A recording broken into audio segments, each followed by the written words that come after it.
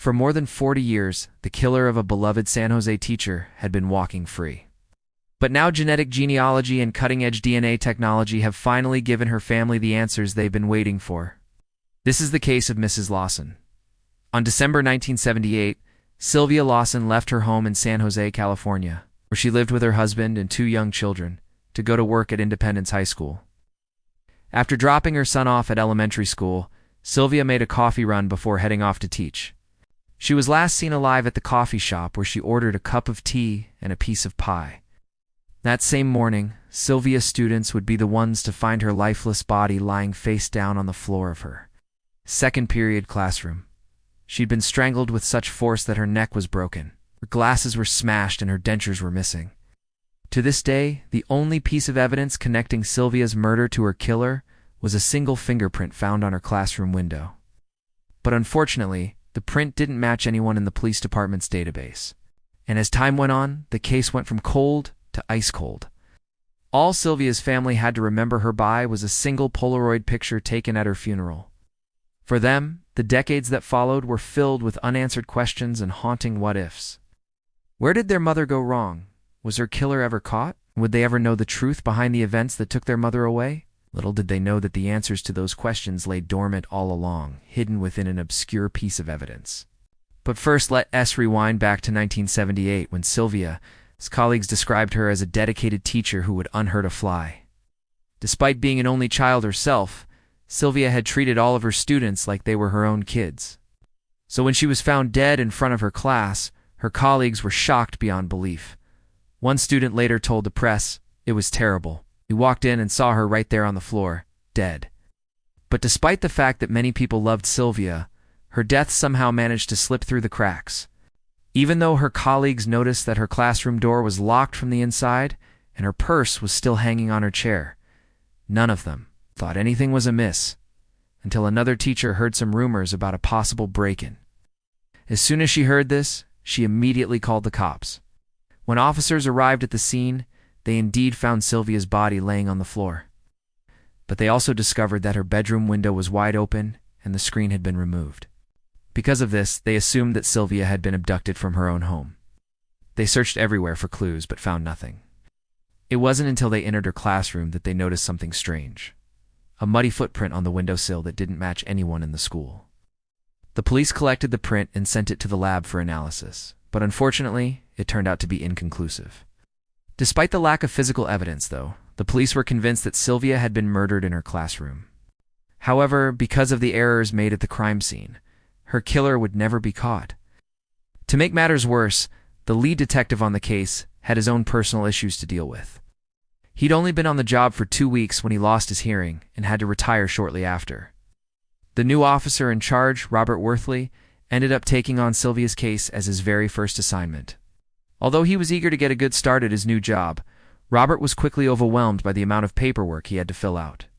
As he worked tirelessly to balance red tape with the investigation, several months passed and Sylvia's case went from cold to ice cold.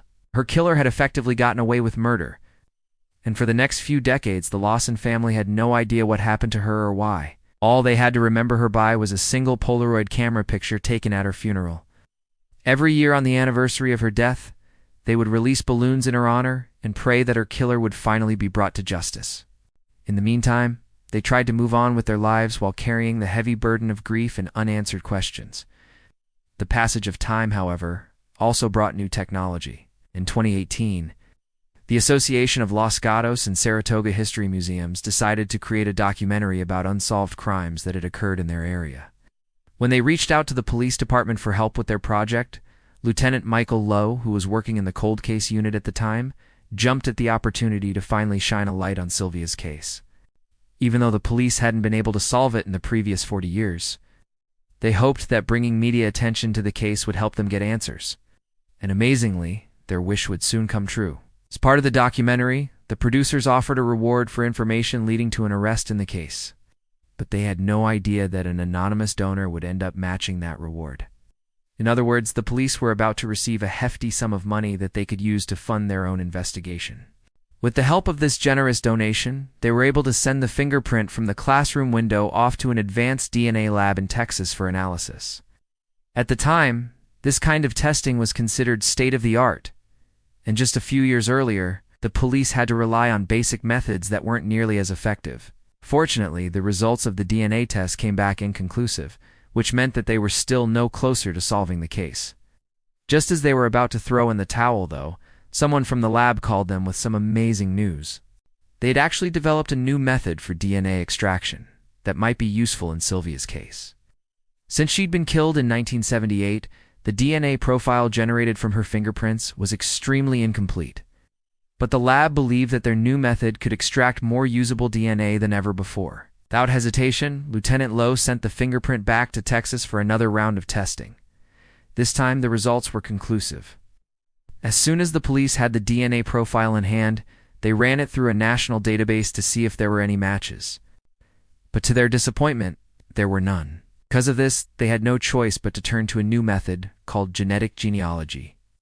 By analyzing Sylvia's DNA, they were able to determine that she shared a genetic marker with an unknown individual named Joseph James D'Angelo.